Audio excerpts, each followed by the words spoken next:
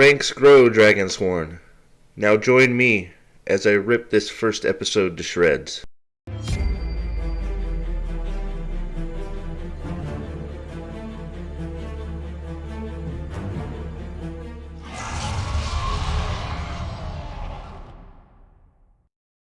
Welcome back, Dragonsworn, and future Dragonsworn.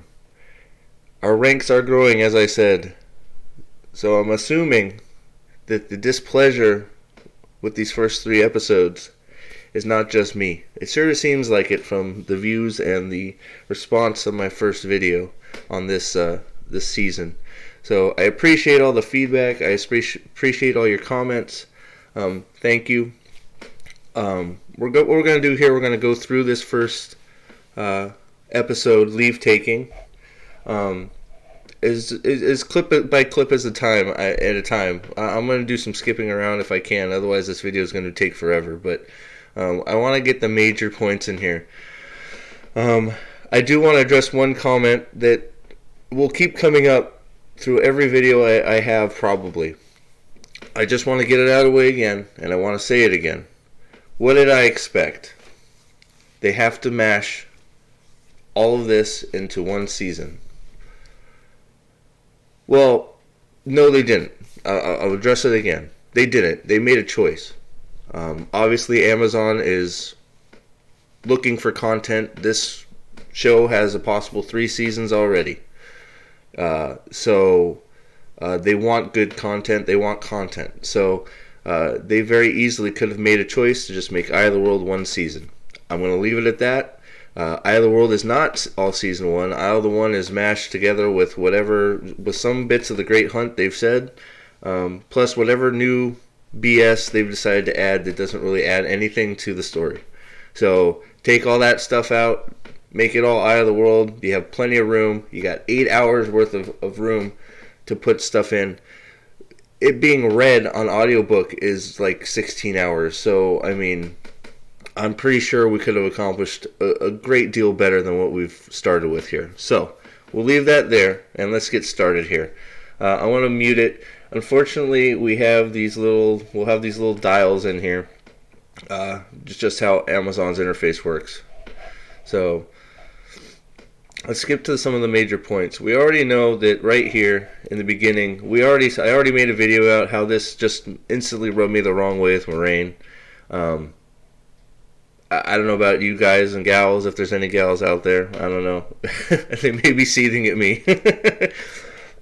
Excuse me. But yeah, so it starts me off right on the wrong foot here. So we know that we'll skip through here. This is all just intro stuff, which is fine. And then we get to this. There you go. Let's get to this little scene here. I'll talk over while we're playing. Now this was meant. I'm trying to see. Is that the? Yeah. This is meant to be an explanation of what Reds do, I guess, and why they're hunting men. I felt it fell completely flat. My watching companions just sort of looked at me and said, "Huh? What was that about? I'm confused," and they were just literally scratching their heads. So this was a scene put in specifically for non-book people, I would have to guess, to try and explain Saidar and Saidin. Failure. We'll just leave it at that. Failure. It doesn't do what it's supposed to do. Alright, let's go. So we'll play from there a little bit. Like I said, I'm going to try and skip around a little bit. That's not bad. We can skip that whole scene. I don't need to see. God, they cast her right, because she is just like, I just want to punch her in the face. We'll just say it. She is like, you can. That's not fair. I don't want to punch her in the face, but she is cast right, because she's just looks like she's a mean person. We'll just leave it at that. All right, then you get to the script. Now, she's obviously here at this point. Moraine and Lan are talking about. I don't know if are we supposed to indicate that she just watched the Reds hunt down these 2 guys? I'm assuming that's what we're supposed to assume. Is that what we assume in this? That Moraine and Lamb were watching the Reds hunt down this man that can channel from the up on the hill, I guess. And then they're gonna decide they're going to Two Rivers. Fine, whatever. It's not so much the fact that that bothers me right here. I can't believe we're 3 minutes in and I can't get moving. She makes a statement here. I wonder if I can put closed captioning on. Let's put closed captioning on. There you go. That way, is it going to show? There we go. Where to next? All right. Two Rivers. Fine. No problem. What's she going to say next? There it is. We'll stop it right here. Okay. It's in huge letters on the screen. For Ta'Veren there. All right. So what's my problem with this, you say? Well, number one, there's one too many. It should be 3. But you know what? We already knew they were doing this Egwene stuff, so we pretty much were. I was already braced for impact that they were gonna throw her in as a Ta'Veren. Fine, I don't like it, but that's a minor change. It's not that minor, but it's minor enough that they could make it work. Let's put it that way.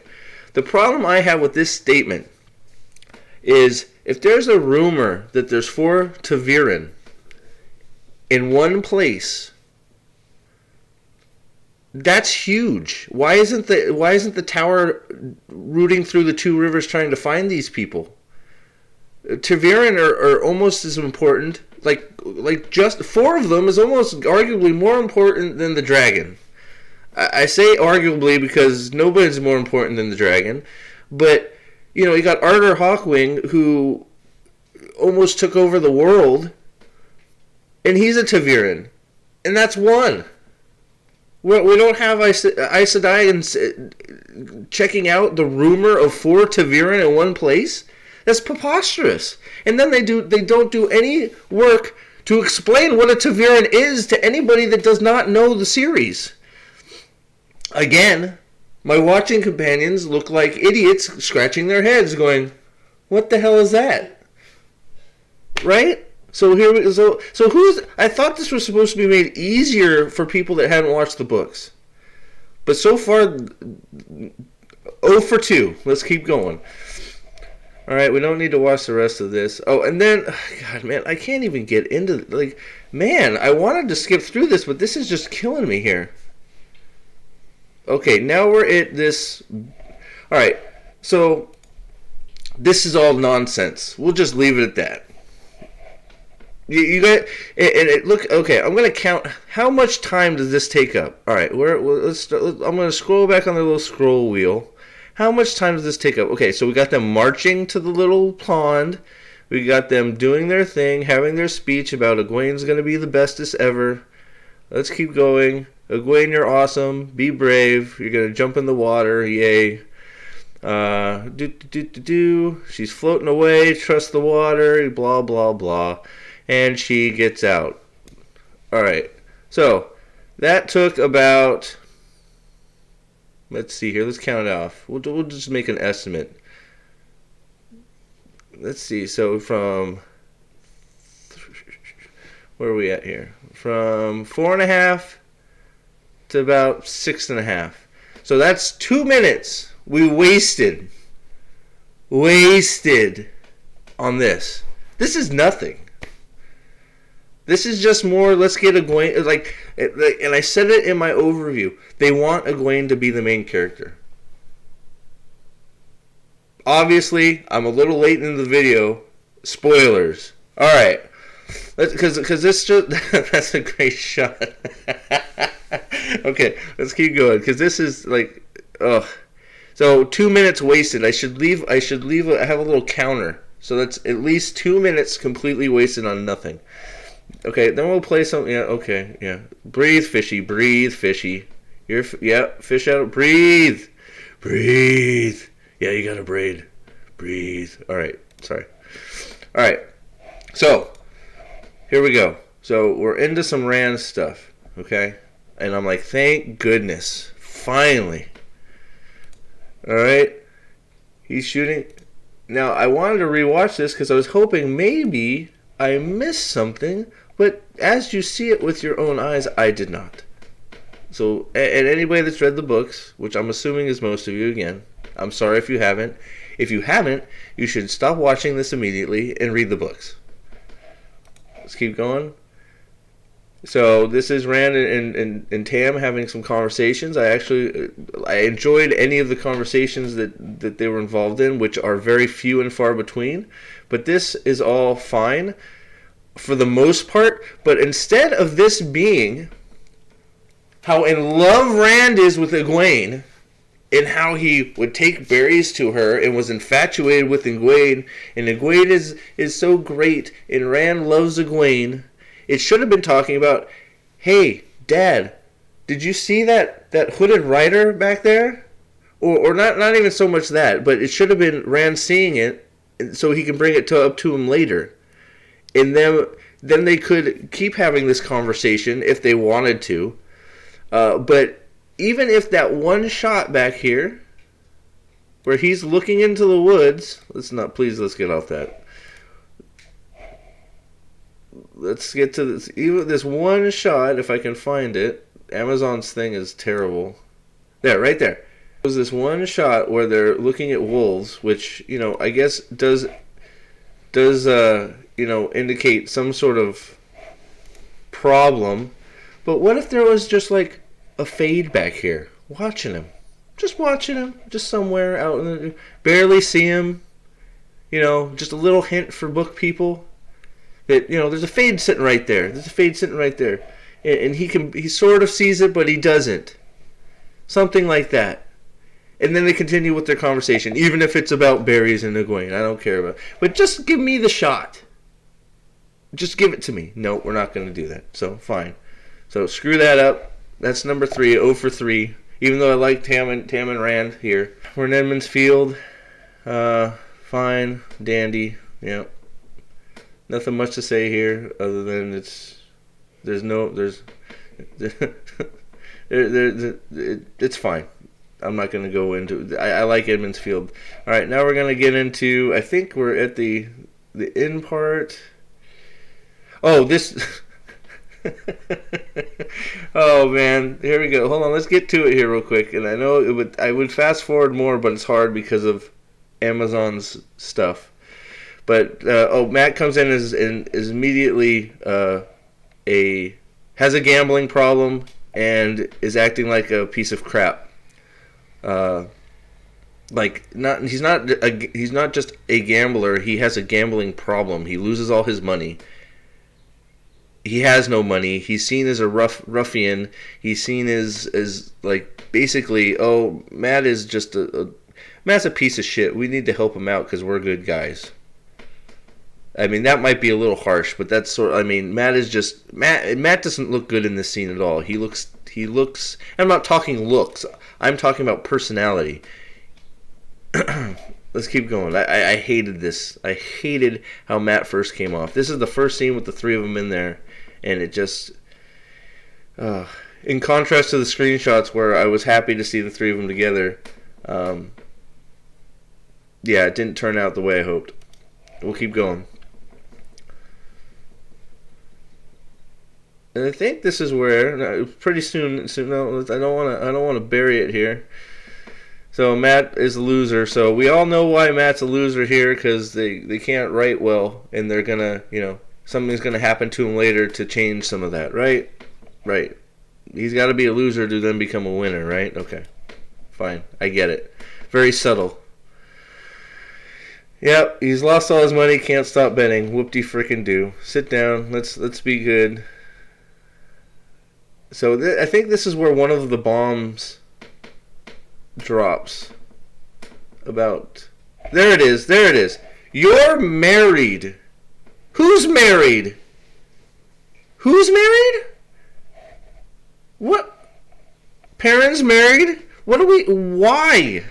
Why do you make... And you know what? I have 2 people watching with me that have no idea what's going on, and they're just at this point I think they're looking at me and thinking I'm having a medical problem and I need to get to the hospital because I'm squirming around and yelling at things. And we're what? How far in are we? We're 9 minutes in. I'm sorry, strap in. This could be a long video. And I said to them, and I felt bad after it, just because they haven't seen any of this and they don't know what goes on in the Wheel of Time. But my words to my watching companions were, well, that woman's in this show just to die. Because she serves no other purpose. I had no idea what they were going to do with her. What they do with her is even worse, in my opinion. I don't understand. It's another one of those things. They've made a change for some reason, and I keep hearing people go, "Oh, it'll be better later on." No, it won't be better later on. It won't be. It's silly. He doesn't need to be married.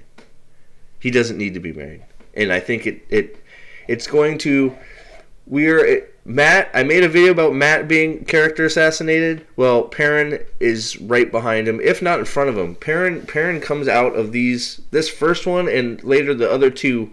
I don't recognize him as a character. We'll just put it that way. So they're having their conversation. Let's see if we can skip through. Oh wait, no, we can't skip through this because this is. And if any, you guys will all understand what I'm talking about when we go through this again. And then this big part happens. They're talking about the Gildan War. This is all exposition. Fine. I wanted more of this, more of them talking, more of them, so we get to learn to know them. We get to have some more joking around like that. That's the Matt I want to see, the chuckling and having fun Matt. Let's see if we can get back to it. Where is it? Why are there soldiers in Gildan? Yes, that's all good. We're getting some background of what's going on in the world. What I want to see, and excuse me for the pausing and all this, I want to see more of this. I want to see more of this. Matt is smiling. Maybe he just got back from playing a trick on one of the girls. Maybe anything else but what they did. This is what I want. Rand's smiling. Perrin is talking. Matt is smiling. They're having a good old time. Maybe they're talking about girls who they don't understand. I don't know. But this is what I wanted. We didn't get it. Alright, so and I like that picture. Rand looks good there, but it's not why. Here comes the reason why. Oh, okay. Then we got to get the foreshadowing that Matt's an even bigger piece of crap. Oh boy, oh boy, oh boy. All right, so let's keep going. We got to. Oh, okay. And now we have the.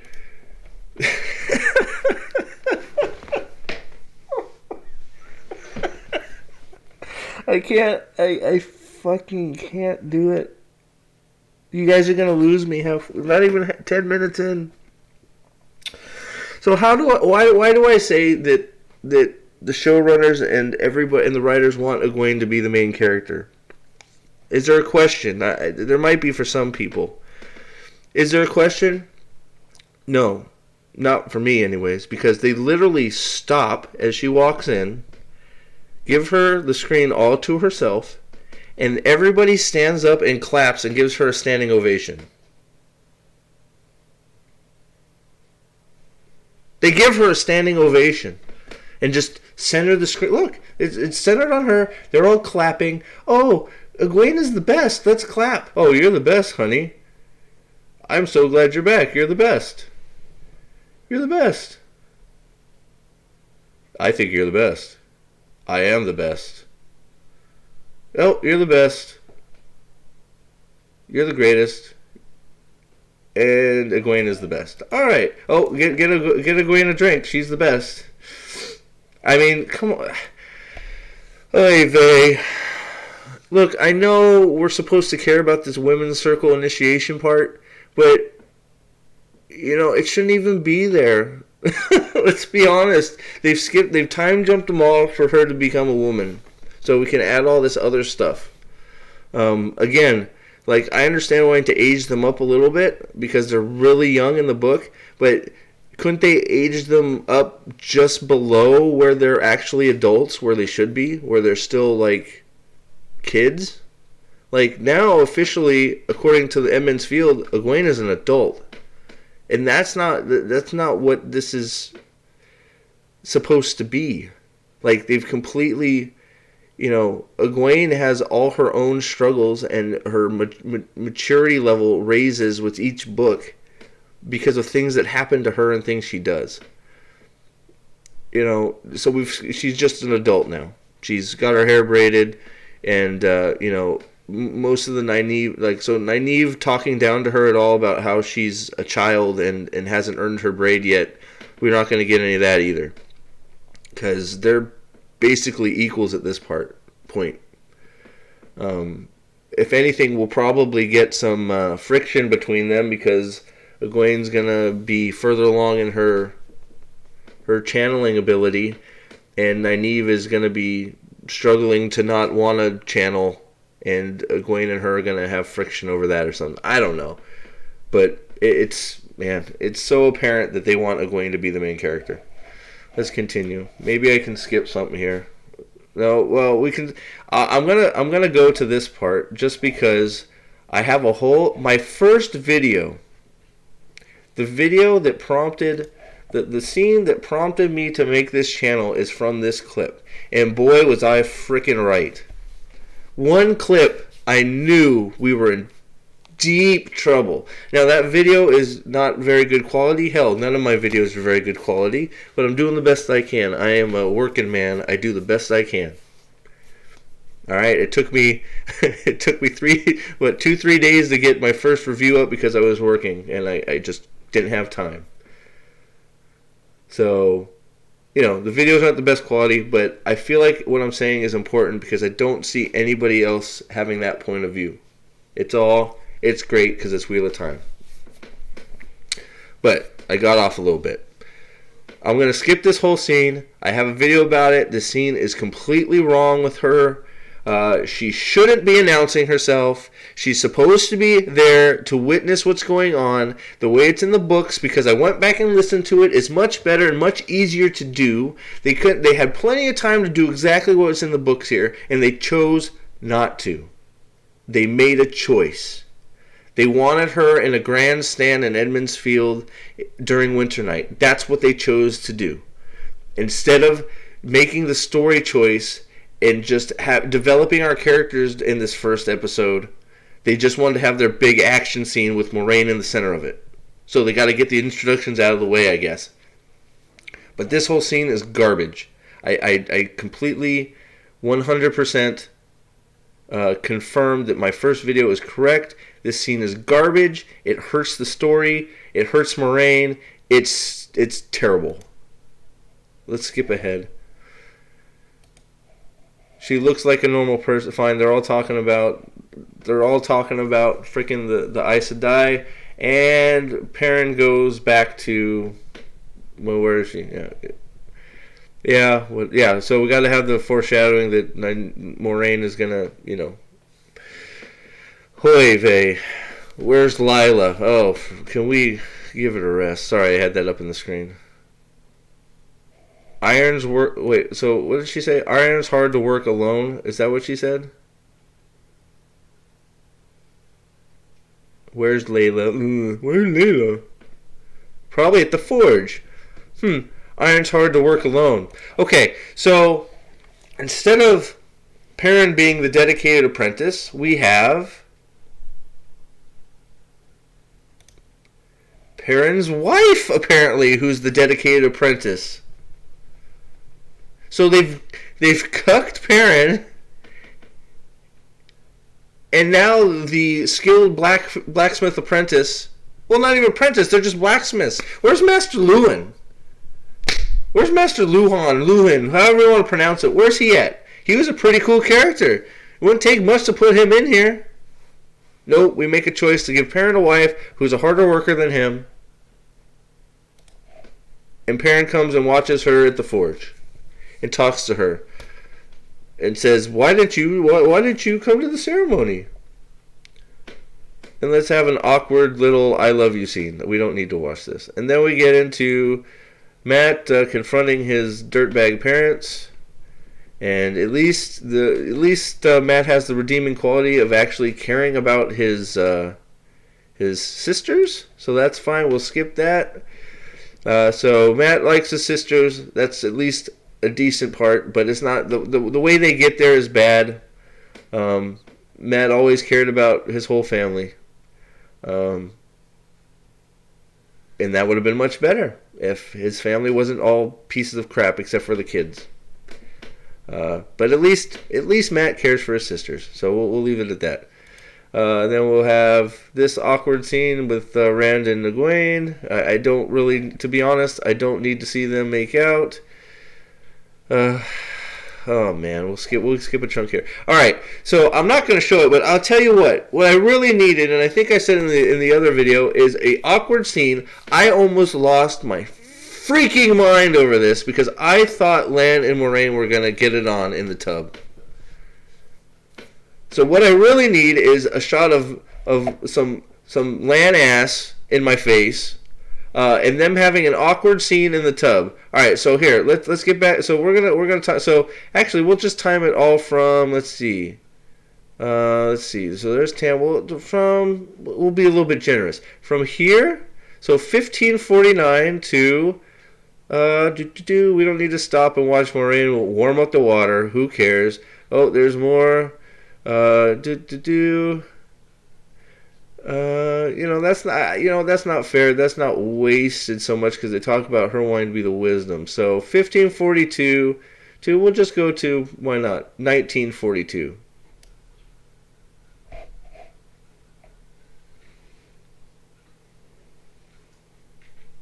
So that's about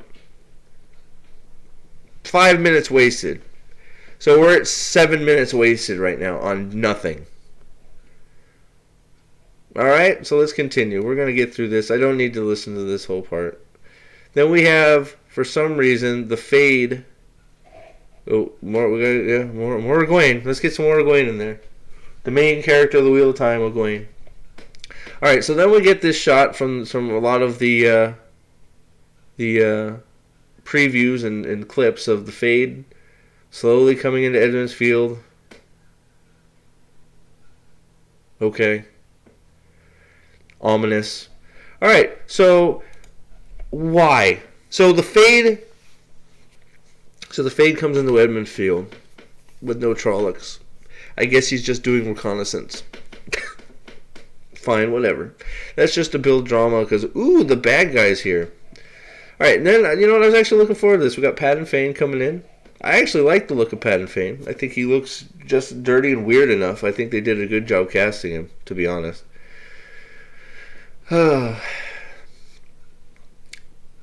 he did, and I think he does an okay job. And then we get to so we have Egwene and Tam now. Do you see what I'm saying? We have Egwene and Tam. Where's Rand? No Rand. Just Egwene. Egwene and Tam. The main character, Egwene. Oh, yeah, Rand's mad at you. He left. Blah, blah. Oh, and then we have this. I don't need to see Perrin with his fake wife. Alright, then we have more piece of crap Matt. Piece of crap Matt. He's here. Alright, so Fane being shifty, fine. What do you have for me this year? Oh, so this year. So Fane's been, so one, is Matt stupid? So he brings him stuff for him this year. Does he just steal right before he shows up? Before bell time? Maybe, I guess. I don't know. Whatever. Seems silly. Number 2, Matt's a thief. Hate it. Let's just move on. I think it's dumb. It's just they do whatever they can to dirty Matt up here to make him look like a low life piece of crap, and then they slowly trickle in the nice thing. He likes his he's a good brother, which is good because he is a good brother, caring brother. Okay, but the way they've done it is sloppy, and it destroys Matt's character. Just so we can make an easy rebound later. Maybe. I don't know. We'll see. So we got Fane. I like Fane. I think big teeth. I think they've done a great job on Fane. The problem is There's not enough of him at all.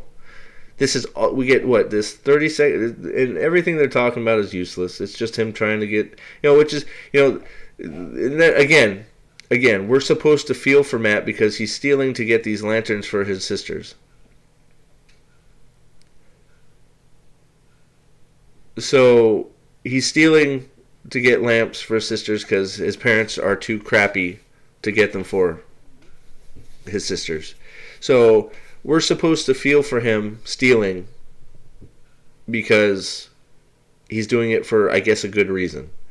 I'm pretty sure your bros would have given you money to get the lamps. Hell, you're in a small village. I'm pretty sure anybody in the village probably would have let you work for a little bit to get the money. But we don't show any of that about how he doesn't like to work because he's a jokester and he likes to goof off. He's just a piece of crap and rather steal. All right, let's go. Lanterns, blah. And then what? Is this the exposition of her walking around going blah blah blah blah blah blah blah blah blah blah? Wasted time, wasted time, wasted time, wasted time.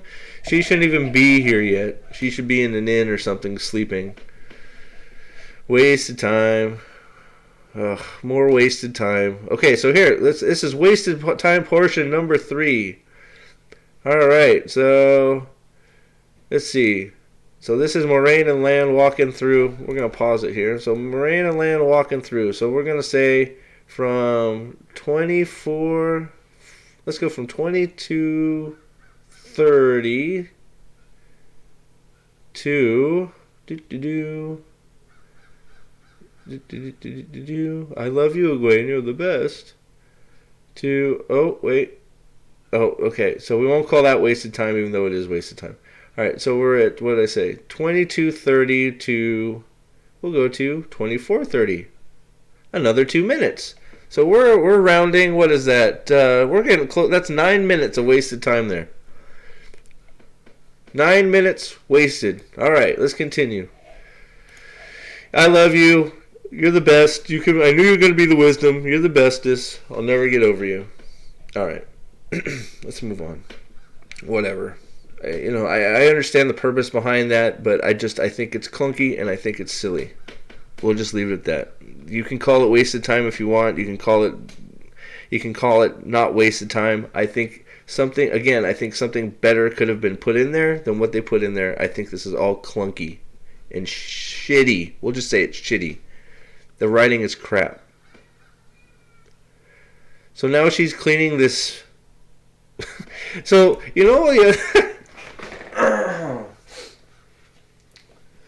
she's cleaning this mysterious sacred pool. That's, again, another thing that's not in the book. It's specifically, I'm pretty convinced now that this set was made for what happens later with Nynaeve, and that exclusively. That and then that dream scene, I'm assuming it's a dream scene now since it wasn't in this episode, of Egwene coming out of the pool that we saw in all the clips in the trailer of her coming out with all the colored paint on her. I think this pool was specifically made for that, and maybe for that one scene where the blood does that one thing. You guys all know what I'm talking about if you've seen it. But it may be to get them alone, but another thing, I hate this. So, and then this whole thing is basic.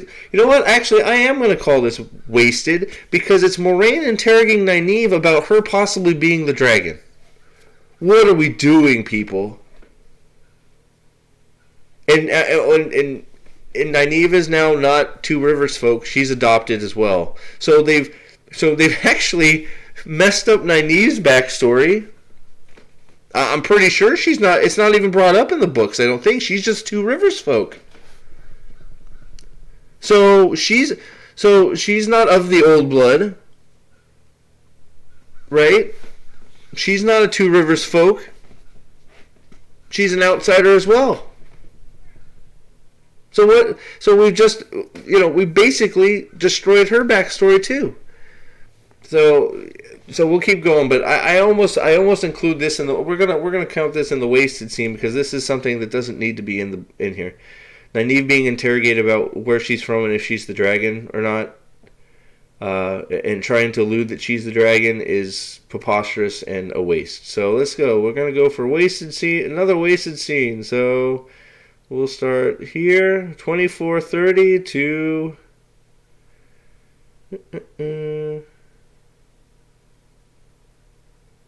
24th, we'll just say 26:30. So another 2 minutes. So we're at 11 minutes wasted.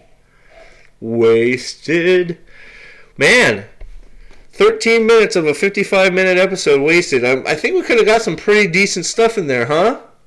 What did I expect? Not this crap. There's no, we literally wasted time. Literally wasted time. And I hate the word literally. I hate it. Because everybody uses it over and over again these days. All the kids that don't know what literally means literally have wasted, on the small end, 13 minutes. At least. We'll just round it up and say 15. I don't think that's far off. Alright, keep going. I'm sorry this is getting so long, but, I guess that's what happened when you're breaking down an hour episode. And if you don't want to, I could not do it bit by bit. Let me know in the comments if you don't want me to do it bit by bit like this. I know it gets long this way, but there's so much wrong.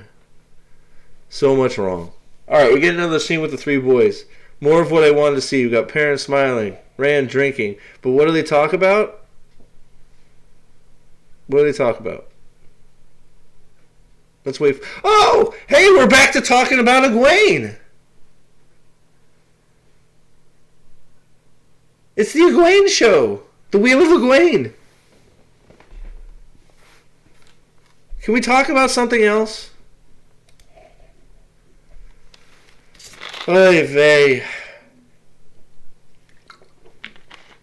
Why are we talking about Egwene again? There's an Aes Sedai in the village. There's a warder in the village. It's almost bell time. They could be asking, "Hey, Rand, are you going to stay for bell time, or are you going back to the farm?" Nope, we got to talk about Egwene. All right, moving on. Now we're gonna, I don't want to watch this. I'm tired of it. So I wouldn't put that in the wasted category, but that's, them talking about Egwene being her apprentice. Fine, whatever, moving on. Let's go. Listening to the wind. The wind is bad. Fine. I think it's clunky how they did it again, but whatever. Then we have a random shot of this land being completely off the ball and not knowing he's being surrounded by a fist of Trollocs!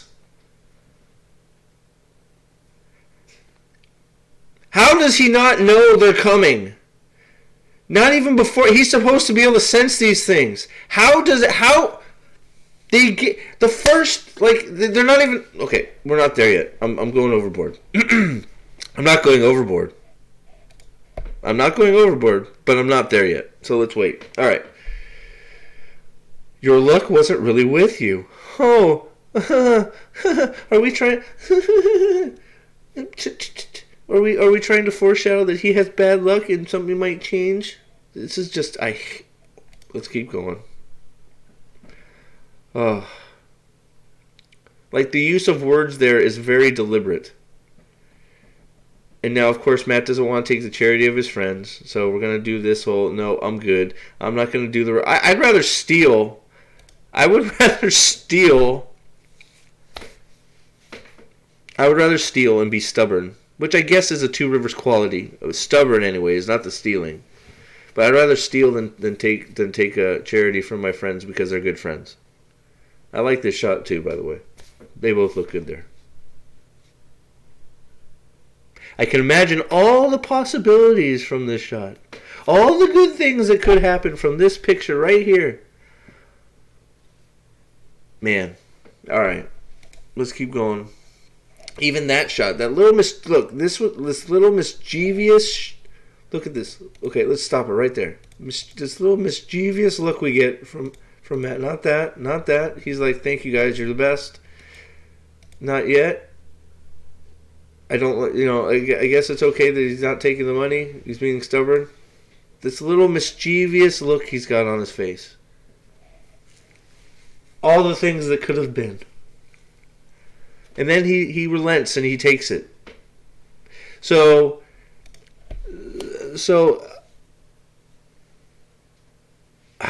how do I put this? So he still stole and he still took the charity. So I think this scene would have been a lot better if he was being stubborn. This was before he bought the lanterns and he didn't steal the item. Because now he's got the lanterns and he just takes the money from his friends. He just takes what did he take the money for? He's bought the lanterns. So is he just taking the money? Why didn't he just say, I already found a way to take them, but thank you. Keep your money, guys. So Matt is broaching new, like, and that you can tell just by how the actors are portraying it that this is not how it's supposed to come off, is him just taking money after he's already bought what he's supposed to buy with it. So he's just taking their money. Maybe this was just edited together later or something, but I don't think that's how this was supposed to come off, because just the way they look, the way they're talking, the way they're conversing,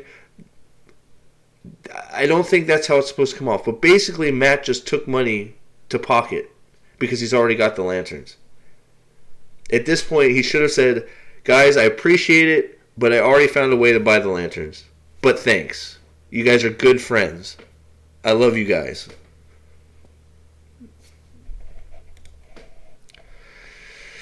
Hey, now we got some more nonsensory here. So now the sprint begins. So the whole build up here, so she's being a creeper up in the basement, which is fine. Like, again, this is fine. Hold on, let's get to it. Again, this is okay. This is what, but the problem is that's what this whole first part should have been. Them conversing, them doing stuff, and Moraine being a creeper watching them. Them not knowing Moraine is Aes Sedai. Moraine is just a stranger in the village with her stranger man with her. They got a room in the inn, and nobody knows anything about them, and it's all them conversing about this lady that's here, Beltane happening, wondering about the lady. Moraine can have their conversation. Oh, the boys don't get any coins. I forgot about that. So the coin stuff is all out of it. So Moraine, her sly smartness on how she tracks the boys, or I guess in this case the boys and the girls. No coins, no nothing to keep track of them. So that's not in it. So another rip moment. There's plenty of them here. But this is what the whole beginning should have been. It should have been them conversing about this newcomer to town. Her making an appearance, having some conversations, them all excited to see her. Even if they're teenagers, they can be excited to see an Aes Sedai and see what she has to say, and then moving on from there. But instead, we got this mess in front of us of this BS that they've crammed in front of this, and then it gets worse, if you can believe it. So this whole part right there could have been fine. I like her watching from there is great, but it's only this one little part that should have been all of it, and watching them do stuff, and keeping an eye on them, and then making her move later. So we got Rand and Tam back on the farm. So I'm gonna say this right now. Maybe actually I'm gonna wait. So we have this part about them, paying tribute to his mother. This is all fine. They're talking, candle for their mother. I forget his name, but this actor, Michael McElhatton, I don't know, I can't pronounce it. Him, completely wasted. Great actor. He was in Game of Thrones. It was Roose Bolton. Fantastic actor. Completely wasted. But we'll move on. So they're talking about, Rand's mom. Look, and I hate to be a heartless bastard here, but we're talking about wasted time. Okay? We're talking about not being able to fit important things in from the books, right? That they chose not to. That's essentially what this is. I don't mind the scene so much because it's Tam and Rand together, and I don't feel like they had enough time together. But essentially, this is not, if you do it right, they have plenty of time together. So this is just more an extra scene that's not needed, really. I mean, it's nice that they're paying tribute to his mother, and it shows that he cares about his mother. But this could have been done in a much different way. That fit within what happens in the books, and this scene could have been not. This scene doesn't need to exist. We'll just say it. I like it more because it's Rand and Tam, but that's just because I'm biased towards having Rand and Tam stuff in. So, we find out he cares about his mother. Fine, okay. So we can say that's.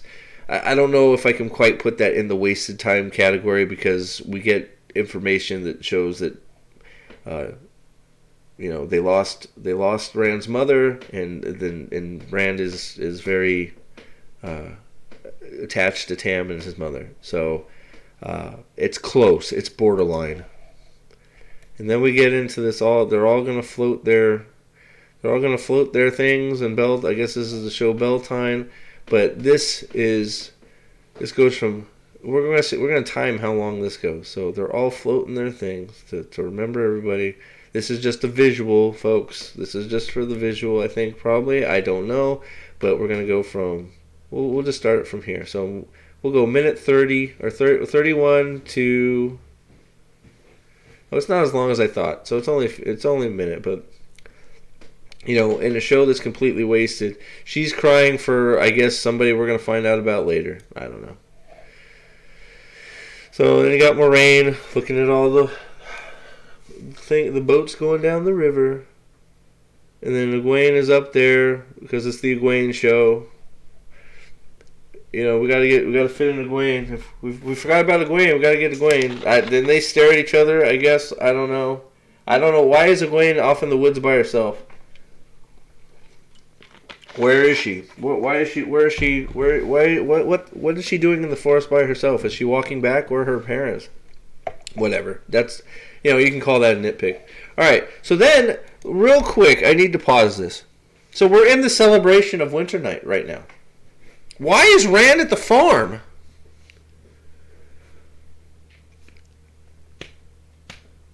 Silence for a minute. Why? Oh, think about it. Why is Rand at the farm? It's Beltane. It's Winternight.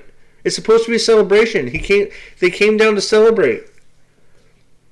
You know why he's at the farm? Because they forgot that it was prior to Beltane celebration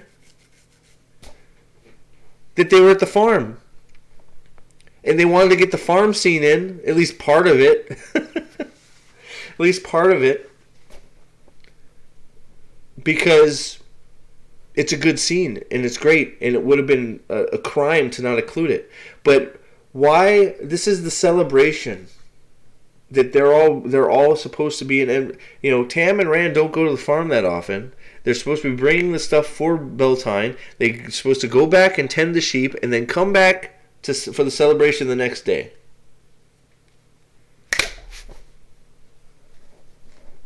But if the celebration is now, why aren't Rand and Tam there?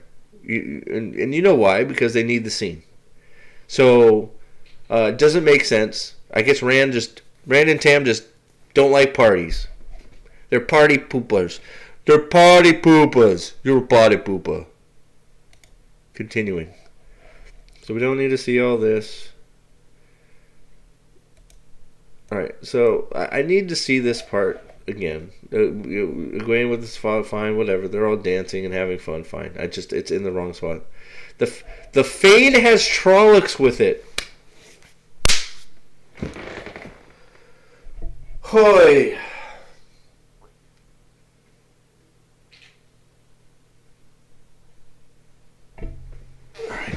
we're continuing.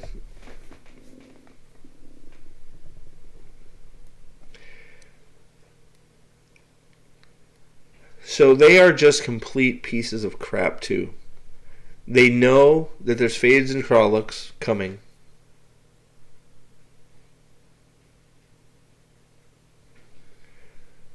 And we watch them all be jovial and happy. And we get of course, the Egwene part. I'm gonna just say, just for fun, this is Will Alcine. Rip Will Alcine. Pretty boy Will Alcine. Rip. Oh, let's see. The pretty boy. Is this Will Alcine? He likes the ladies. Let's get there. Where is he? Here it comes. Do we think this is Will Alcine? Who is this? I guess I can look it up real quick. Okay, he's in shot. Who is this guy? Who is this guy? Let's see. Let's see. Where is he? Is he on there?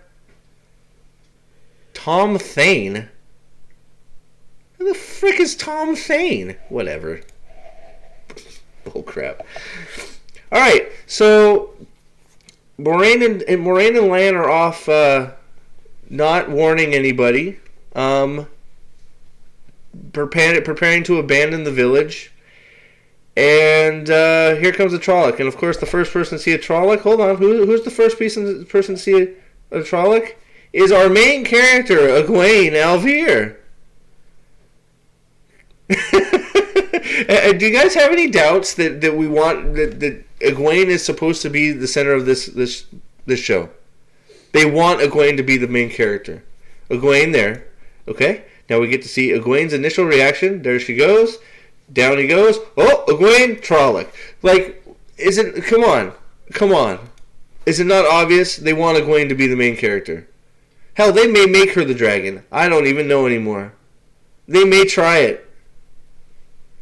So now we're into Winternight. Following Egwene. Egwene's like trying to find a place to win. Oh, fine, whatever. Hoy. But, and I assumed, of course, you're going to have some of this, right? You're going to want to show some of this. Of course, we're still getting all of Egwene's perspective. She's panicking. What, God, whatever. We're going to have some of this, okay? Just to show what happens at Winternight. Because in the books, we don't really see Winternight. We see the aftermath. We get Rand's perspective at the farm, which I think probably would have been better in this instance, because I actually don't think this was very well done. But let's watch pieces of it. Still following Egwene in panic. I think that Nynaeve grabs Egwene. They're running. We got shaky cam all over. They're hiding. Fine. At least they're not stupid. But the other problem I have here is I'm trying to, as we're rewatching it, I'm trying to see how many people are fighting back. At least initially. Okay, and then we got Fane. Which is, what? It's okay. I don't, initially I was like, huh? But you got Fane just going, okay, do, and walking off. So there's something up with him. So that's fine. Okay. I'm okay with that. The Fade's up there watching, ominously, fine. No problem. Then you got Matt going in. They're all panicked. This is okay. And then, the girls aren't there, so he goes after the girls. That's all okay. I still don't like that his parents are a piece of shit and everybody's cowering and hiding. Everybody's hiding. Still hiding. Getting eaten. Oh, wait. This is important. I want everybody to see this. Hold on. This is important. Let's go back. Okay? Alright. So the Trolloc has no problem devouring this guy in the middle of Edmund's field. He's eating him. He's hungry. He's hungry. He eating. Remember that. Let's go. Matt sees the Trolloc having a dinner. And he remembers, oh crap, I gotta find my sisters. Fine. He's going to find his sisters. Everybody's running. Eating. Another Trolloc feasting. That's two Trollocs eating in the middle of Edmund's field. Remember that? Eating. We're having a feast. It's winter night. Eat up. Okay, they drag the old man out. And they do a good job of healing him. because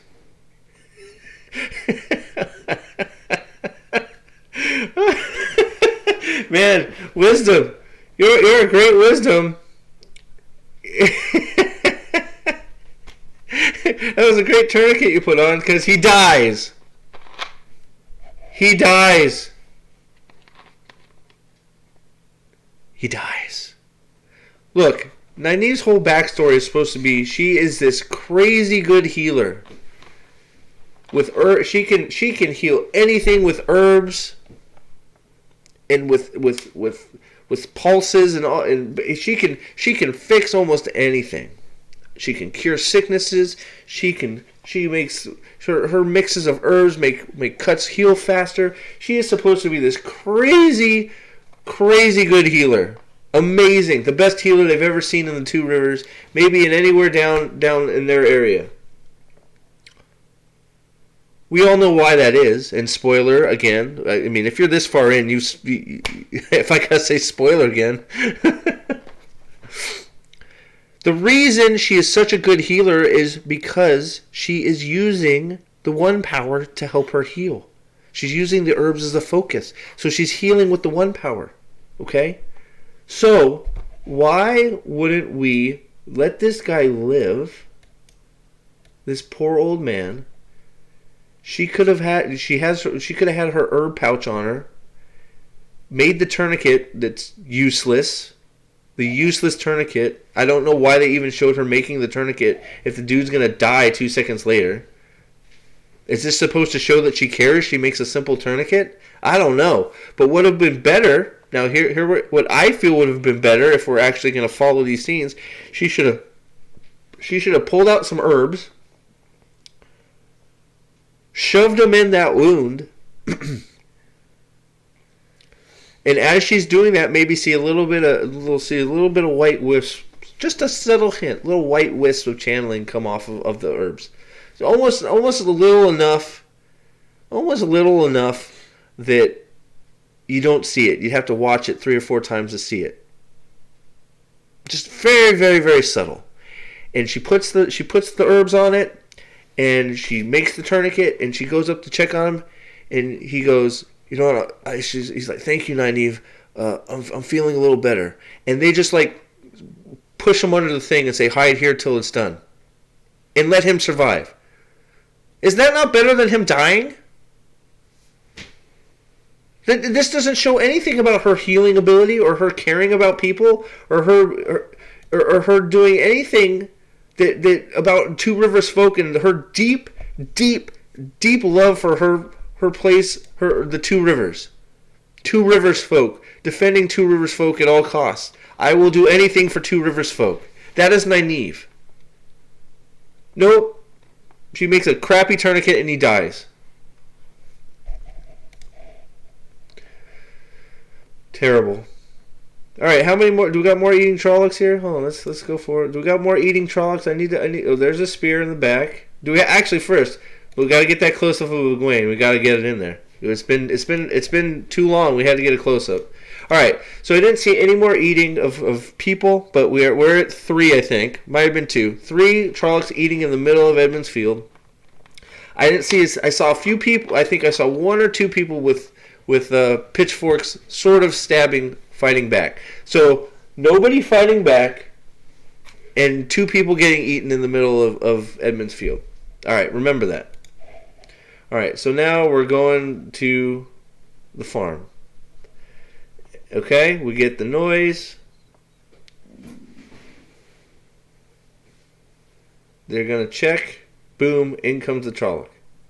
All right. Now, this scene itself, I don't have a lot of problems with.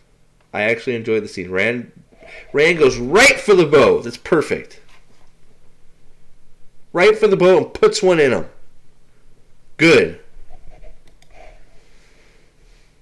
Then goes for the bow again. Tam is fighting him off. They're fighting the Trolloc. Disarms him. Gets knocked away. Boom. Dude, that's important too. Rand not backing down. Rand gets knocked back. Oh, we went back way too far. Alright. So let's start it over again. Okay. We're going to try and pause along the way. I wish there was another pause button. Okay, something strange going on. What's happening? What's going on? Boom, Charlie comes in. Okay, you got the cool looking. Charlie looks pretty cool there. Liking him. Go. Boom.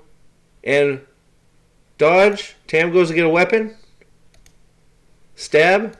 Boom. Arrow right in him. So look at that. Working to get. This is like good. Tam's fighting. Arrow in him. Go. Disarms Tam. Rips the arrow out. Tries to put another arrow in him. Throws a table at him. Tam is fighting him off. Fighting to protect his boy. Gets disarmed. Hits him with the chair. Not backing down. Karen, worried his dad is about to get killed. Goes after the Trolloc. Not going to frickin' let his dad go down like that. Good. Is that Rand gets yeeted out of there. Yeet! Almost into the fire. Tam goes under the bed, grabs the sword. Perfect. I'm not sure why, he says, hey, come over here, fine. Gets the sword. Good. Go. Okay, of course we got to get now. I'm scratching my head a little bit because I like the scene so far. It's pretty much the only thing I've liked so far. We'll just this lasts more than a look or a small conversation. I don't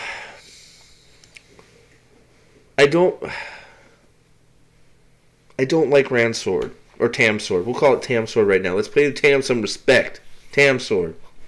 The Heron's fine. I don't know what I pictured the sword looking like, but maybe I'm wrong. I just didn't picture all Heron marked blades to be katanas. Am I wrong? If I'm wrong, please tell me. Let me know in the comments. Please tell me if I'm off there. I didn't think a Heron marked blade had to be katana. So correct me if I'm wrong. I guess this is my headcanon right here. I did not picture Tam's / Rand's sword looking like this. But tell me what you think. But whatever. At least it's there. Okay, we gotta get the Heron. The close up on the Heron, fine. I don't like the sword's makeup. I think they could have done a better job. But let's continue. All right, then we got the little standoff scene. Narg so we got Tam. Okay, so how many times does Tam take? Okay, so Tam is now I want you to remember this. Tam is a master swordsman. He is a blade master. He's a master swordsman. You find out from this, because that's what that Heron on that sword indicates. Again, for people not watching, they have no idea what they're looking at, or not reading the books. They have no idea why that Heron is important. Okay, we're back at it. Okay, we backed up a little bit. Let's watch the fight through. Okay, Tam gets the sword. There he is. He's getting the sword. He gets the sword out. Okay, good. It's marked with the box is marked with a Heron, which is weird, but I mean, whatever. All right, so he snarls at him. Okay, time to get it on. I like the standoff scene. That's a good shot. Tam makes one cut, makes another cut, makes another cut, makes another cut. Slicing and dicing this guy to death. Another cut. Tam is just ripping this thing to shreds. Another cut. Block. Alright, so the sword is now in Tam. So we all know what that is. Okay, that's a Thakandar blade. Tam is in deep doo-doo. People that don't know wouldn't know. But then we got Rand, not just sitting by and watching his dad die, stabs the Trolloc in the neck. Now, I do like the look on the actor's face here. Good job, props. Good acting. I do like that.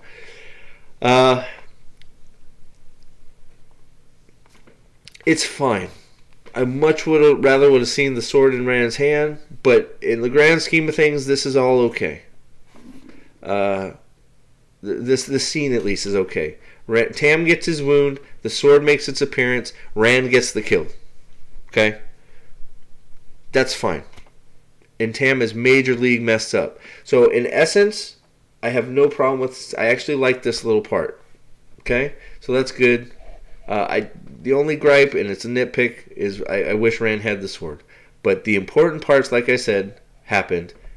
Tam busts out the blade. Tam fights him. Tam gets injured. Rand gets the kill. Those are the important things, and they all happen. All right, let's move on. Tam immediately is going to pass out because he is in deep trouble. Okay, he explains it's a Trolloc. That's all good. Okay, he sees his blood. Sees the sword. All right, and he tells him to leave him. And he says, no, I'll get you to Nynaeve. Nynaeve, the healer that won't heal wounds, she just tourniquets and let people die.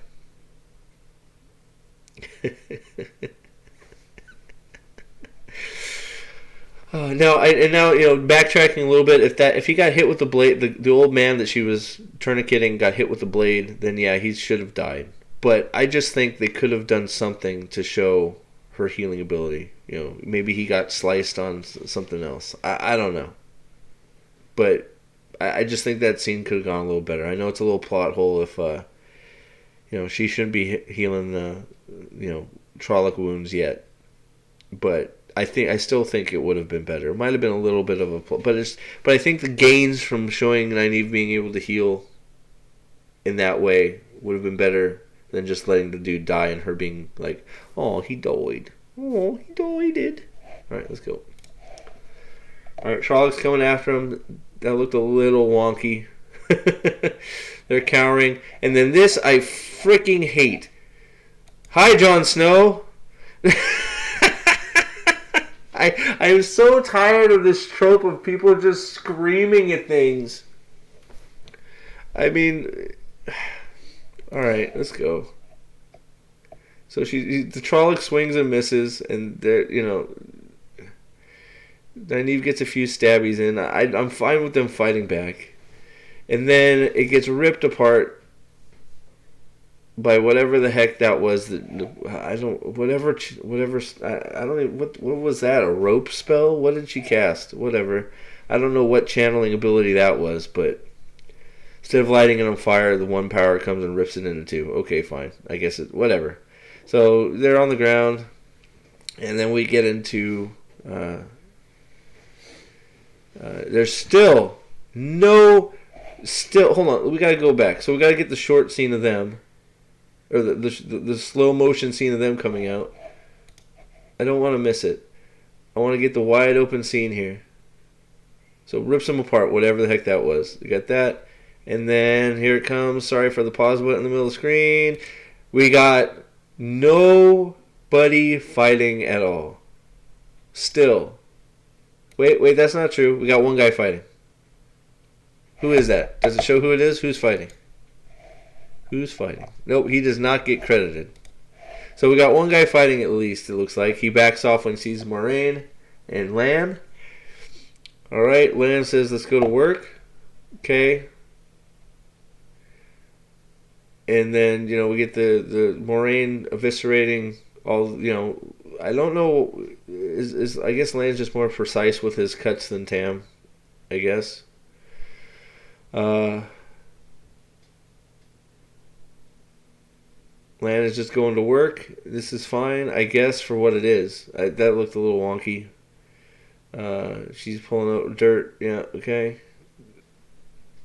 So, I mean, the scene accomplishes what it needs to, I guess. And the Trolloc is still eating, so there's another Trolloc eating. Okay, now you got the women's circle, or of course the women's circle is now all fighting, but apparently the old blood in men is. Oh wait, never mind. You know what? Hold on, maybe I'm wrong. Is there men in there too? Hold on, let's see. I can't see. It's hard to tell. Is that a woman or so? You got a woman. It's another woman. I'm pretty sure this is meant to just be the women's circle. That's another woman.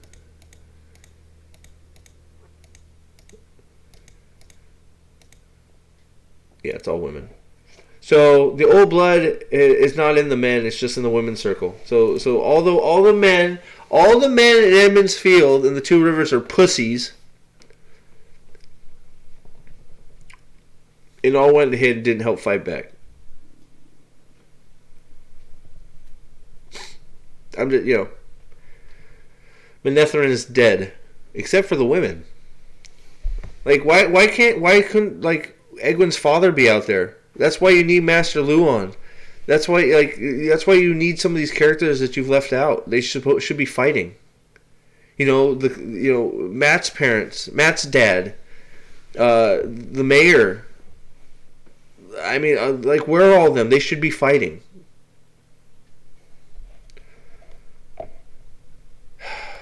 All right, let's go. Now we're at this. We got to get the solo fight for Perrin. Perrin's got to get his solo fight. More channeling. And I think what I mean. Okay. So I have another video about this Perrin and this wood axe. I was afraid that this wood axe would end up being his axe. We'll just say I wasn't wrong. I'm not going to go too far ahead. That's not his axe. It's worse. Moving forward. Alright, Perrin's, fighting. At least he's fighting. Of course, she's better at fighting. She disarms him. Whatever. I mean, that's not fair. That's not completely fair. But Matt's still looking for his sisters. Now...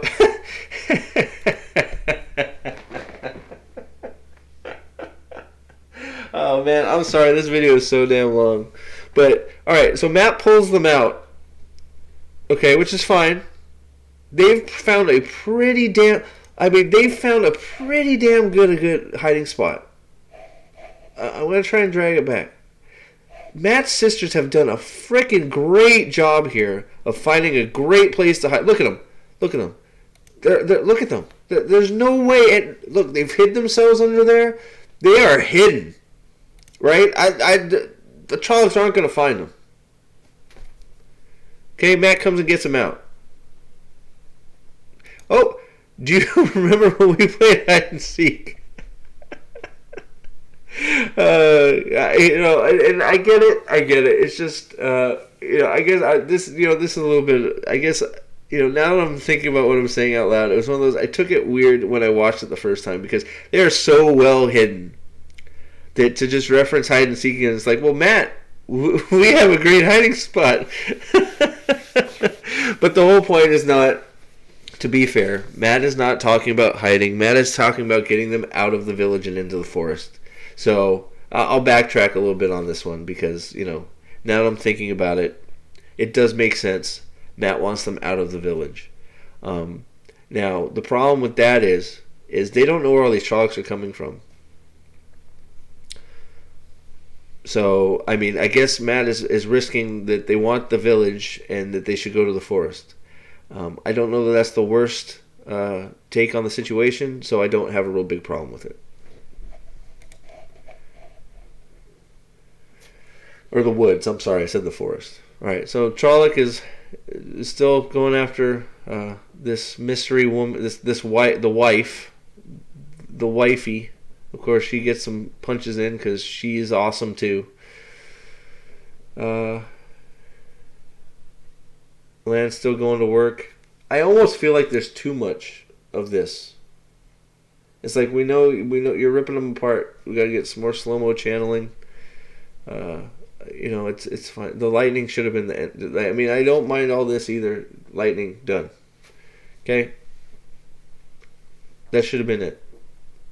I think. Let me wait till we get back to the rest. I feel like that should have been it, and then done. First fist of Trollocs is gone, or the probe. All right.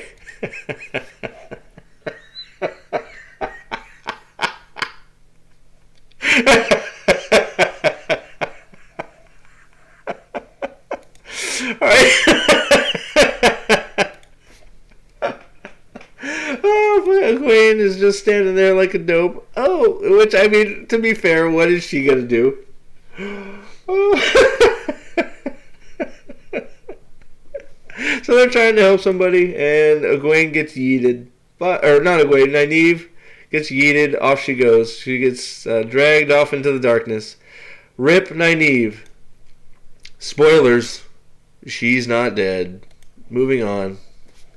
It's the most ridiculous, but fine. Spoiler. Moving on. Okay. Now we of course have Perrin's wife using the blacksmith hammer and putting in some shots on the Trolloc. All right, she just destroyed like this pisses me off. This scene more than anything pisses me off. She's getting the better of the Trolloc and Perrin gets thrown around. What are we doing here? Like she's messing up the Trolloc and now she's wounded the Trolloc. And at least Perrin finishes it off. Okay, now he goes. I mean, I don't know what this is. He just goes freaking crazy and starts pounding it. Okay, fine. I mean, and then this happens. Why is she? What happened here? Like let's. So he's going. Rip. I'm gonna just watch it through yet first. The Trolloc is obviously dead at this point. He's just there's blood everywhere. He's full of blood. Why is she there with her hammer in the air going after Perrin? I mean, she's going after Perrin at this point. Why is she there? That's a great screen cut. Ryan, come here. Should this be my screenshot? Dude, that's it.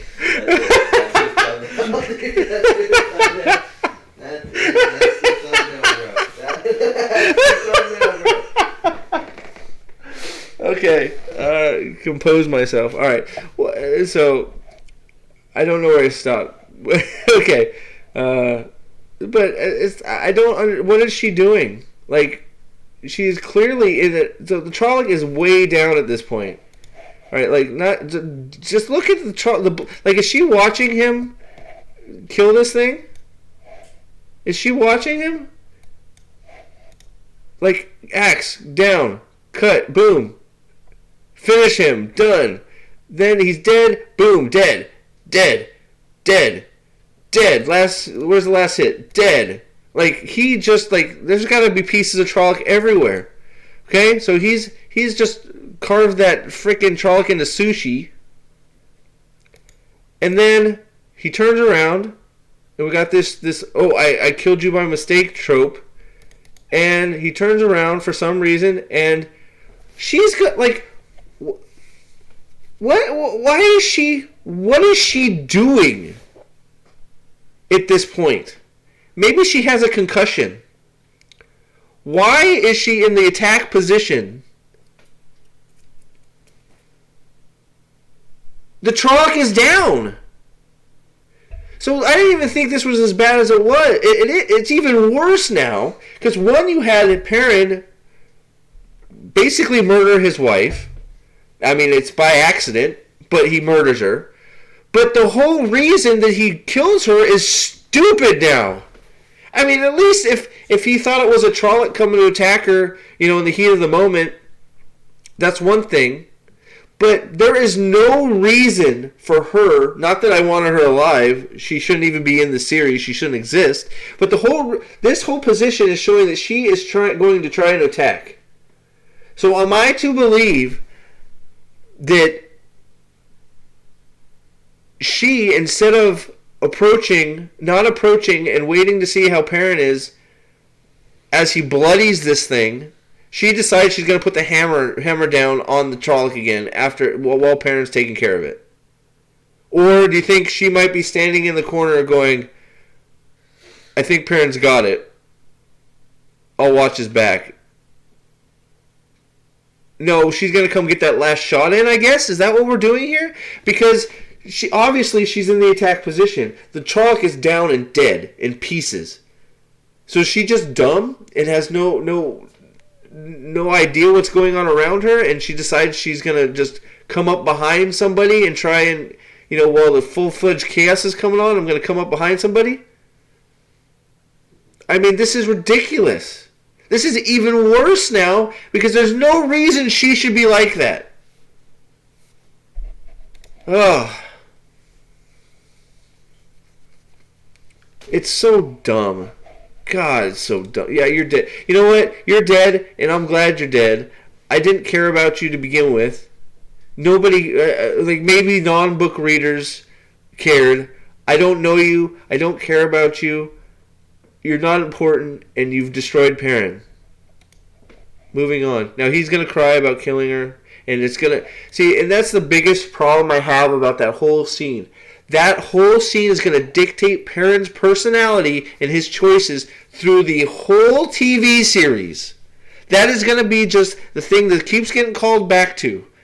Is him killing her, and I know because we've him not admitting it, hiding that he killed her. Everybody's gonna go, it's not your fault, and he's gonna be guilty about it. He's gonna be like, I did kill her, but I was too afraid to say anything. I'm a murderer. Blah blah blah blah blah. Stop it.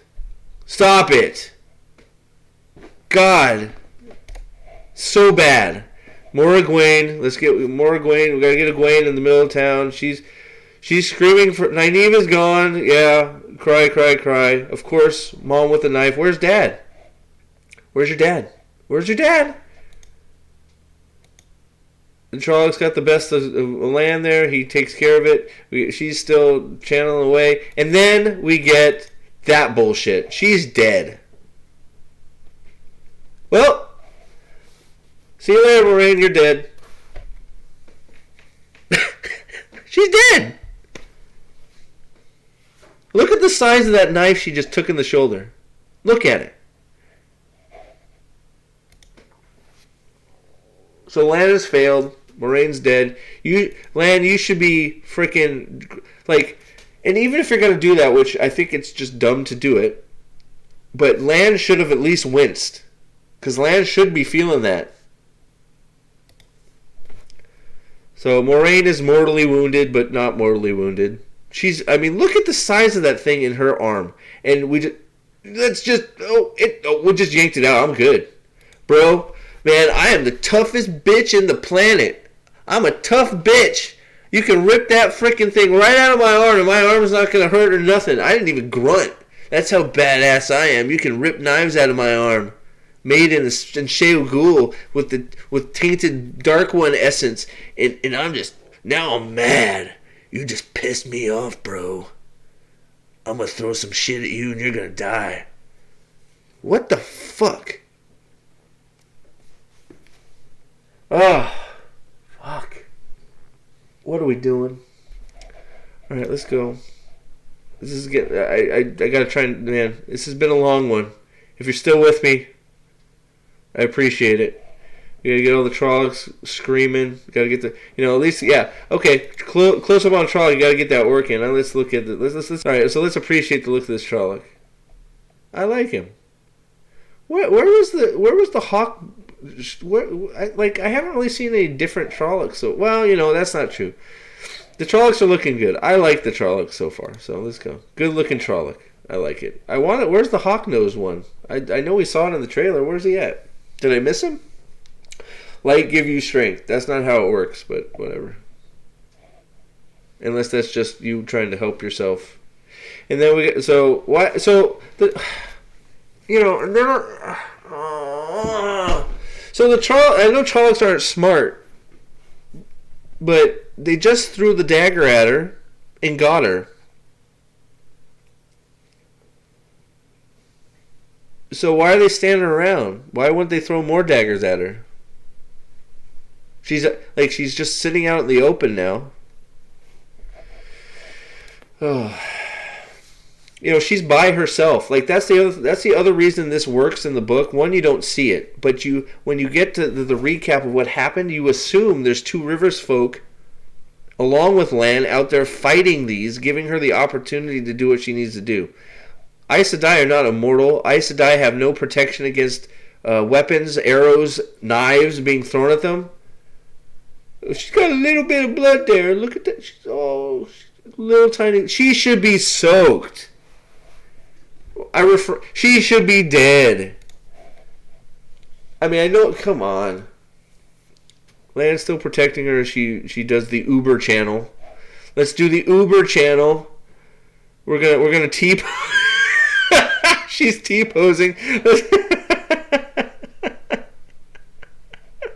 She's T-posing in the middle of Edmund's field.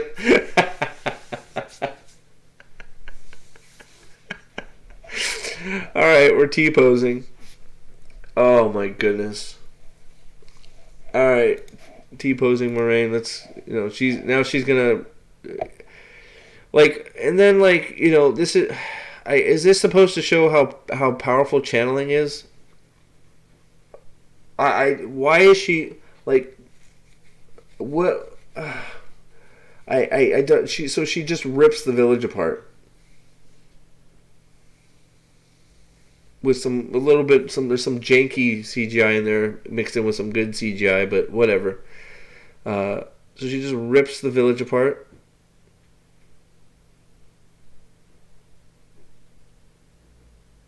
I think Edwin's dad is gonna be pretty freaking pissed off at you.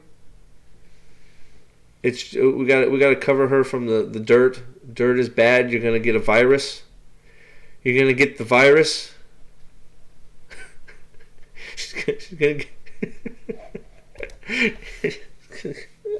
why don't she just call down the lightning and just like a freaking rose of fire, just yeet fireballs at them or something? Why did she choose to destroy the village and hit them with rocks?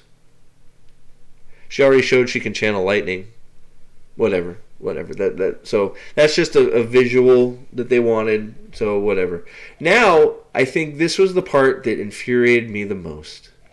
I didn't like that whole scene, but it slowly dawned on me. Rand is walking into town. The village is in shambles. Let's look at this. The village. And it slowly dawned on me that we are not going to get Rand's whole night fighting to get Tam to the village to get healed. Not to get healed, to get treated. How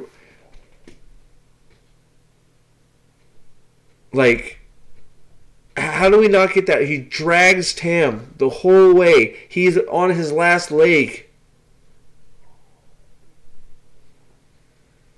He just the power of his will and the love of his father gets him through the forest. He's hiding from Trollocs. I think he's even. I need to go back but I'm pretty sure he's hiding from the Fade as well. All night playing cat and mouse, hide and seek with the Dark One Shadow Spawn, trying to get him. Instead of just cutting and running and saving himself, he spends the night taking care of and trying to save his father. It is one of the best scenes in this book, and we just threw it on the floor. Rand is just carting his dad in on a horse. Hey, got a slab of meat here for you. Looking around at the aftermath. It's almost unforgivable. What a loss of a scene. How do you lose that? There's so much, and I said it in my my overview before I released this. It's not even like the stuff. Look, the stuff they put in is not great. I'm just gonna throw it out there. The stuff they added is not good at all. And then on top of that, the stuff that we lost is even worse because you've replaced it with this junk, and we've lost all this cool, awesome story that not only helps our characters and it makes us love them, but it's just they're better scenes. And I don't get why. Rand's got the sword at least. The village is torn up. It's fine. People getting treated. Oh, I guess I don't know who that was. We got to get our Egwene shot, of course. Yeah, whatever. Go get hugs. Whatever. You know, and I would, you know what, hold on. She's gone. Yeah, she's gone. Nynaeva's gone. She is gone, but not for long. Whatever. Alright, so they're going to have their little, whatever. Got to get, yeah. That's also the funny thing is, I gotta get my snuggles in. Oh yeah, by the way, my dad's dying on this horse. Quick, we have to stare into each other's eyes for a minute. Quickly, he's dying. Fuck off. Oh, now, of course, the other part so now Nynaeve isn't here. She's not treating the wounded. So I guess Egwene has taken on the Nynaeve role, trying to treat everybody. So not having a Nynaeve in the village at this point is a loss. Matt's got his sisters. Fine. Whatever. I don't like you. Matt's parents sitting there. Whatever. I don't feel anything here. You're a piece of shit, Dad. Then you got Perrin taking this imposter out of the house. I'm sorry you killed your wife, Perrin. She didn't exist to begin with, so it's okay. You'll be okay. She's a fake anyways. You don't really have a wife right now. So there you got Tam. I do also love the fact that she's not healing. It doesn't look like she's healing anyone else. Let me back it up. Okay, so she's dead. Are we just looking over the dead? Well, there's plenty of wounded here. Matt goes to talk to him. Okay, so I guess maybe you could say she was healing somebody over there. Maybe she's only healing the critical needed ones right now. But she spends all post-Winternight healing people. Almost to the point of her own exhaustion. You got Tam down there. It's Trolloc poison. Yep. It is. Now, I keep recalling the books, and I get it. It's the movie. But again, in the books, they rush Tam into the inn. You can get, Nynaeve tries to heal him first. You go through all the drama of Rand thinking that his father is uncurable, that his father is going to die. No matter what he did in the forest, all the trouble he went to, and everything that he did to try and save his dad was for nothing because they couldn't heal him. There was nothing to do. The wound was too bad, and it was beyond Nynaeve's capabilities. And then finally being left to go to Moraine to ask for help, which she offers. So not having Nynaeve at the village at this point takes that whole, all that drama away. And we've smushed it into a 30-second clip instead of taking the time to develop some of these characters. So she does her little, I'm going to turn my hands thing, and, I guess she's trying to weave something. I don't know, whatever. I mean, she's shaking, blah, blah, blah, whatever. I mean, Alright, so, problem. Big problem. Let's finish the scene. Rand's happy his dad's okay.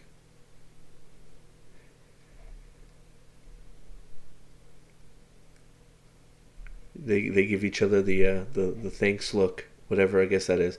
All right, so here's my problem with that scene. Okay, I think I have a problem with everything.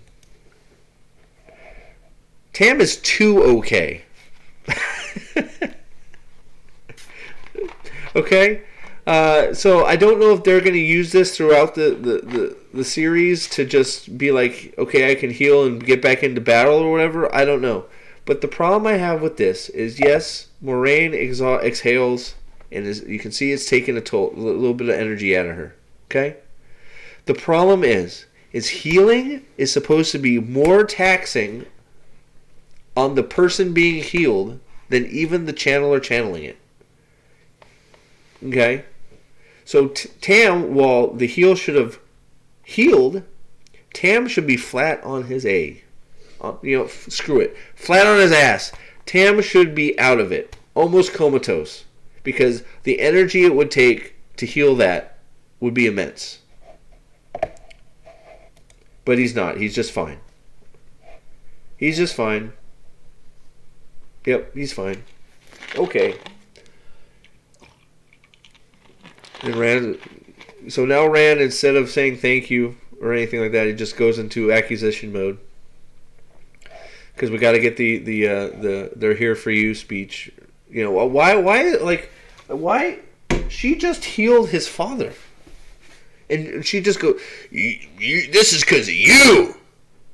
No, he didn't even thank her. Just goes right into accusatory mode, just accusing. Now they're all squaring off, just the kids. You know. So, I wish they would have just left prophecy out of it, because now they're changing prophecies. I don't need to hear all this. The dragon has been born again, and it's... Does she say 5 of you? So, somebody tried to convince me that this is subtle, Aes Sedai bending of the truth. But I also want to mention that she's doing all this with a huge Trolloc-bladed wound in her shoulder. Does she look wounded?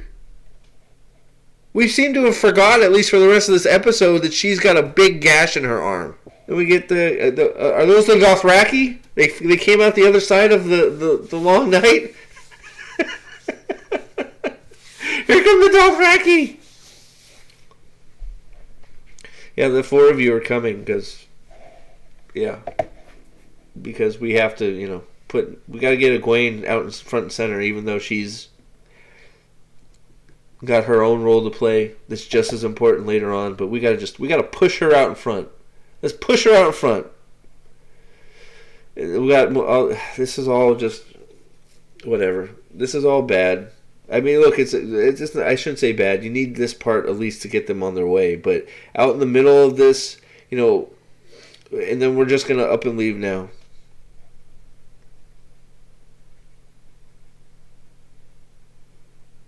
My legs are just twitching now at this point.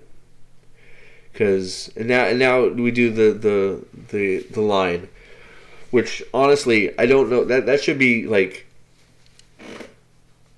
That should be at the beginning of every episode. And then, okay, oh my god.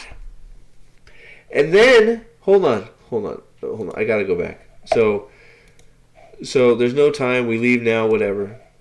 Okay, Egwene looking back, fine, whatever. And then, so you got, Egwene's father and mother, I think that's Egwene's father and mother. And then you got Tam. And Tam is just standing there. Tam seems fine. He nods at his son. And just lets him go. The moment Tam wakes up in the book, if I remember 100% correctly, he wanted to go with them. And they have to force him to not. Because he was too weak. The moment he's healthy enough in the book, now again, I know it's the book, but what I'm trying to say is this is character. This is the character of Tam al'Thor. He loves his son. He doesn't want to see his son come to harm's way. He wants to protect him as much as he possibly can. So if you think for a second that if Tam was healthy enough to ride, that he wouldn't be stealing, borrowing, buying a horse, and going along with them, you got another thing coming. There is no way Tam lets them leave without him at this point. If he's up able to do stuff. The moment he's healthy, again in the book, him and, Matt's father, the not piece of shit, go all the way to the White Tower to try and find their sons. It's like, they said they've read the books, but I don't think they've read the books. Because the personalities of all these characters are wrong. Even the secondary characters. And then, we get the little, whatever, and then they're off. And it's just, God, man. Let's get to the end here real quick. You got the shots of everybody and them riding off. I do like Rand's coat, by the way. I think that's cool.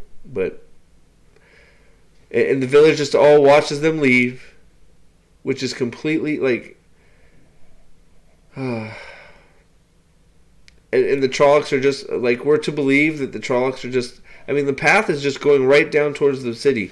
They're all just standing there, like, look at this. All these Trollocs are coming down from the Mountain of Mist. And we're to believe that now that they're not in the city, they're just going to bypass the city. All of these Trollocs. Where are they going to bypass it at? They have to go right through it. And they know, and the villagers all know these Trollocs are coming, and they're just all standing around going, "Oh well, the Aes Sedai says that the threat is leaving now. We don't have to go hide or protect ourselves or anything. Those Trollocs are all just gonna, they're all just gonna go around us. They don't care anymore." I mean, what are we doing here? At least have them going for cover or something, or getting weapons or something just in case the Trollocs are coming for them. I mean, look where they are. They're right there. Oh. I don't know. It's we'll finish, it was a beginning, yeah. Somebody said it to me. Hopefully this is a good turning of the wheel.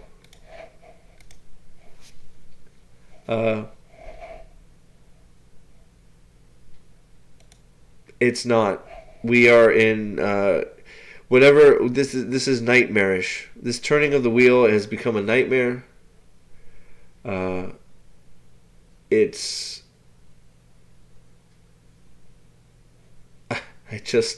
I'm trying to find words. I want to just pause this somewhere. So here, there we go on the Trollocs. Let's go right there, Mr. Trolloc.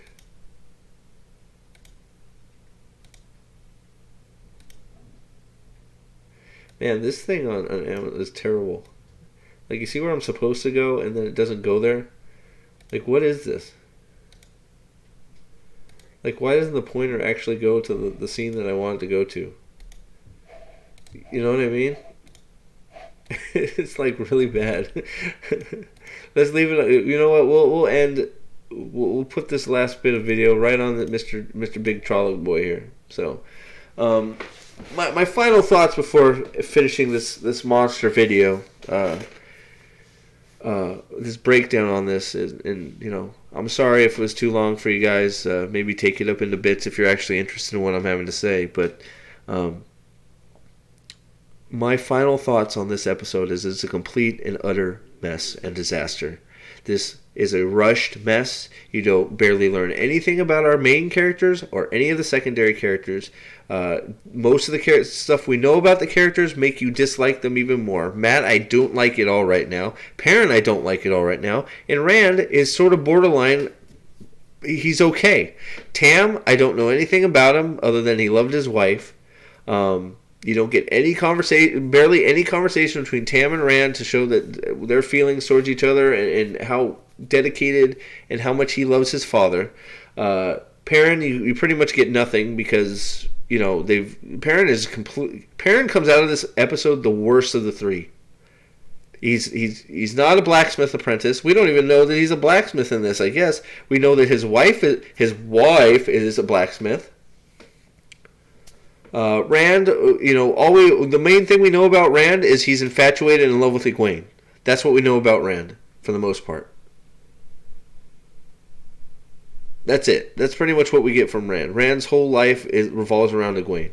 Egwene is shoved to the center in so many spots, and call me a woman hater or whatever you want, it's freaking obvious that they want Egwene to be the main character, and they shove her to the front as many times as they can to the detriment of this episode. There are so many things they could have done different. And I am so tired. I will state it again. I am so tired of the bullshit excuse that, what did you expect? It's only 8 episodes. Well, that's a choice. That's an 8-hour movie you can put together. Do you know what you can put together in an 8-hour movie? Oh, wait. The full Lord of the Rings trilogy almost. It's a bullshit excuse for bad writing in a bad frickin' show. I am tired of everybody getting a pass. And I'm tired of this show getting a pass because there's so much material for them to go from. How is it that it can get worse because it's got more material to pull from. It has 14, was it 14? I don't know, whatever. It's got over 14, 15 books of material to pull from. And that's being said to be a bad thing because they can't fit it all in. Well, they didn't fit any of it in. Like, at least try. The first season should be all Eye of the World. Period. The first episode should be all getting to know the three boys, Egwene and Nynaeve. Sprinkled in with some of the secondary characters around Edmund's Field, because you know what? You're going to see some of them later. At least you should. Maybe we're not going to. I mean, Master Lewin ain't there. Rip. Bye. I love Master Lewin. He's gone. All the mayor. All the Two Rivers folk that are important end up being important secondary characters later on. I can't think of all of them, but the Coplans, I don't see them anywhere. I think they were mentioned. The Cothans are all eviscerated. I didn't see the Ibaras anywhere, which you don't see much of them anyways in the book. But the Lewins are not there. The first episode should have been all character development leading up to the events of Winternight. And then Winternight should have been mostly Rand's struggle through the forest. You go back and forth. Rand pulling, trying to save his father. Back to what's some of the events that's going on in Winternight in the town. Starting with Moraine and Lan under their alter egos, busting out of the inn, telling everybody that Trollocs are coming. To prepare yourself, arm yourself. Trollocs are coming, danger. Them ripping out of the inn and her freaking launching fireballs and shit everywhere to the surprise of all the villagers because they don't know she's Aes Sedai.